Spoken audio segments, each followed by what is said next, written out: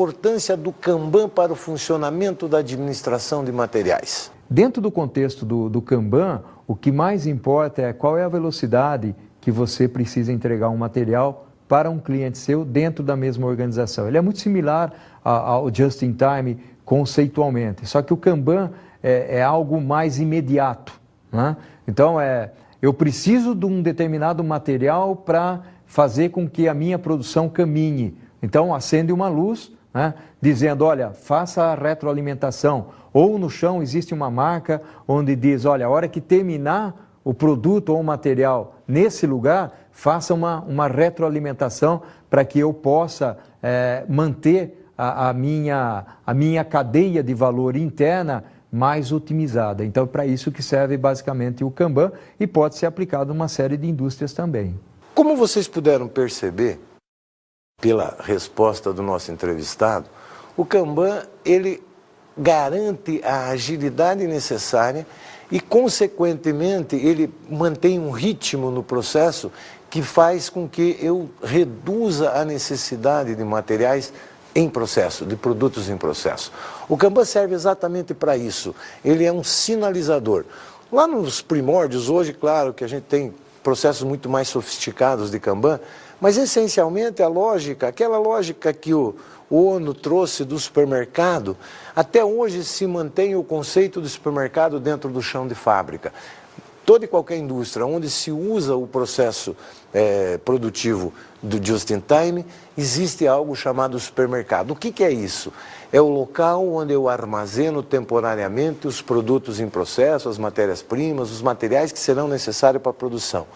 E cada um que vai lá naquele espaço físico para retirar o material, ele tem um quadro onde tem cartões, e esses cartões são verdes, amarelos e vermelhos, que é uma simbologia internacional, todos conhecem o significado dessas cores, e na medida em que ele pega o material do supermercado, ele retira um cartão do quadro.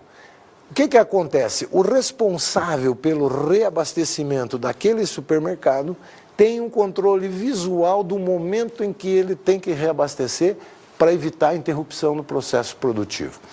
Isso é essencial, isso é fundamental.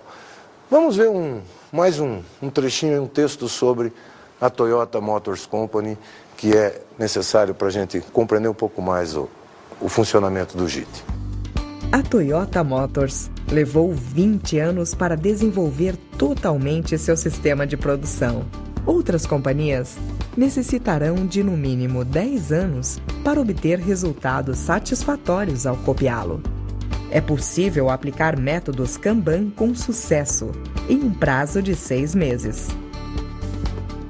O JIT, na verdade, levou muito tempo para funcionar e acontecer esse processo ao longo do tempo. Não foi da noite para o dia que a Toyota fez isso acontecer. Sem fazer o dever de casa, sem fazer as coisas no dia a dia, passo a passo, realmente não se consegue.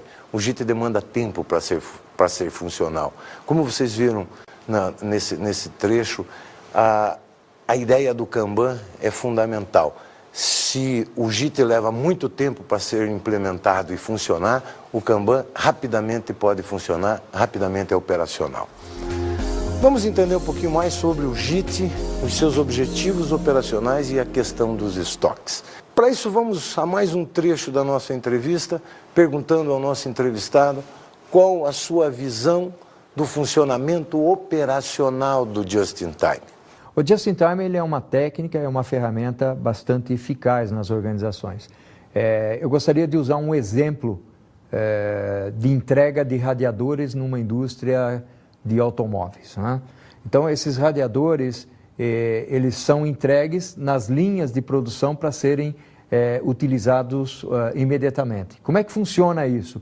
Existe todo um planejamento da minha organização automotiva com um fornecedor, ele sabe qual é o produto que ele tem que entregar e qual é a frequência que ele tem que entregar o produto, qual é o lote, qual é a quantidade desse produto ou componente que é entregue na minha linha de produção. O que muda aí é que todo o controle de rotina, né, passa a ser uma responsabilidade do fornecedor. Então, o fornecedor, ele tem as suas métricas para atender a essa cadeia de valor, onde ele entrega as quantidades de radiadores na medida em que são produzidos automóveis, né? Com isso, existe inclusive uma mudança significativa até no perfil do motorista do caminhão, para se ter uma ideia. Porque ele é quem faz o controle, ele não é simplesmente um caminhoneiro, né, que dá partida no caminhão e sai de um ponto e vai até um outro ponto, né, e ali deixa os radiadores para alguém tirar do caminhão ou coisa desse tipo. Ele faz tudo. Ele carrega o caminhão, ele dirige o caminhão até o destino, ele descarrega o caminhão com a empilhadeira e ele controla toda essa rotina. Então, é uma mudança de perfil também. Então, o just-in-time é uma técnica importante e é uma técnica que minimiza o estoque na cadeia, ajuda pelo menos a minimizar o estoque na cadeia de valor. Como vocês perceberam, no dia a dia, o JIT não é uma coisa complicada. O que é necessário é comprometimento por parte das pessoas. Mas os objetivos operacionais do JIT, o primeiro deles é a questão da qualidade. Os princípios da qualidade, eles foram incorporados ao JIT porque eles antecedem o JIT. Na verdade, desde o pós-guerra, desde a década de 50, duas pessoas, principalmente, né, o William Deming e o Joseph Juran, mais alguns outros pesquisadores e estudiosos dos processos produtivos, eles foram para o Japão e fizeram verdadeiras pregações, eles faziam palestras, eventos, onde falavam da importância e da necessidade da qualidade. Mais ou menos a visão que se tinha dos produtos japoneses lá nos anos 50, início dos anos 60, eram de produtos de baixa qualidade, como hoje a gente tem uma certa percepção dessa natureza com os produtos feitos em Taiwan, né? Era mais ou menos a visão que se tinha dos produtos japoneses naquela época. Com a filosofia JIT, esse movimento da qualidade explodiu definitivamente. Por quê? Porque ela suporta o processo do just-in-time. Porque, lembra do nosso zero defeito? Zero tudo, zero defeito, zero retrabalho. Indo ao encontro daquilo que a filosofia da qualidade também prega. Um outro princípio operacional importante é o princípio de que os processos produtivos têm que ser flexíveis, ou seja, é o princípio da flexibilidade. Um outro princípio importante é o princípio da velocidade. Mais uma vez, vamos ver aí a implantação de um sistema, de um software dentro da Grob que possibilita isso acontecer. Após a implantação do software para gerenciamento de ferramentas na Grob, esta teve redução de 85% em falhas na definição de ferramentas, ou seja, em retrabalhos necessários devido à seleção incorreta de itens para montagem. Isso acabou repercutindo diretamente na redução do tempo de setup de máquina, aumentando a produtividade da empresa. Como vocês puderam perceber, a velocidade também é um quesito importante.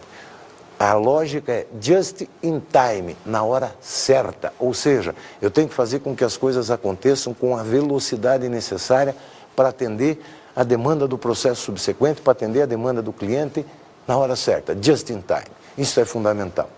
Outro princípio fundamental do JIT é o princípio da confiabilidade. O que é confiabilidade? Essencialmente, a confiabilidade é a qualidade que um sistema tem de que ele é previsível, que ele o comportamento dele não se altera ao longo do tempo. Ele garante a continuidade do processo de uma maneira homogênea, tranquila. É isso que a gente se refere com a questão da confiabilidade. Muito bem, esses são os princípios operacionais do JIT. E, essencialmente, qual a relação deles com a administração de materiais? Basicamente, esses princípios todos ajudam a reduzir a necessidade de estoques de materiais em grandes quantidades. Ou seja, a lógica do JIT é que o material tem que estar disponível no momento em que ele é necessário. Eu não preciso formar estoques de segurança, estoques antecipadores. A ideia é estoque zero. Atenção para um detalhe. Quando a gente fala nessa questão dos estoques, a ideia do estoque zero, ela não pode ser entendida literalmente, obviamente. É impossível eliminar estoque. Para que a gente não precisasse de estoque, a demanda e a produção tinham que acontecer simultaneamente. Na prática, isso não existe. Portanto, claro que um nível de estoque tem que ter. O conceito de estoque zero, a ideia de estoque zero, é que eu reduza ao mínimo possível, próximo de zero, o mais próximo de zero possível. Esta ideia nos leva a um processo contínuo, permanente, em busca de redução dos estoques. As quebras de máquinas vão acontecer? Claro que vão. Esse é um problema que sempre existe em qualquer lugar e por mais bem cuidado que o equipamento seja, uma hora ele apresenta problemas. Porém, não é motivo no sistema Agito para desespero. Por quê? Porque se tem previsão, se trabalha com manutenção preventiva e preditiva, então isso é bastante minimizado. Um outro problema, e esse é muito difícil, é o problema de preparação de máquina. O que é preparação de máquina? É que uma mesma máquina, um mesmo equipamento dentro de um processo produtivo, ele é utilizado para fabricar mais de um produto.